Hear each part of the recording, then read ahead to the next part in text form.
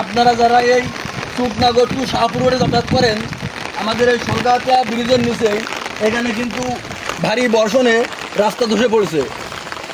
এই যে আমার দুই ছোটো ভাই রাহুল পরঞ্জয়, ওরা আসছে ওই গাছ দিয়ে একটু চিহ্ন দিচ্ছে যাতে গাড়ি এই পাশে না যায়।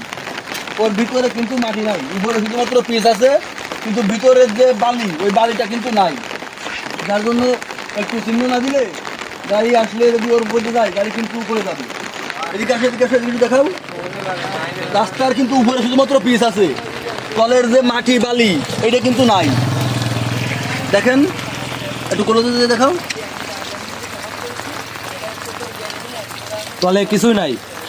তো যারা রাস্তা চলাচল করেন একটু সাবধানে আসবেন, একটু আস্তে ধীরে আসবেন।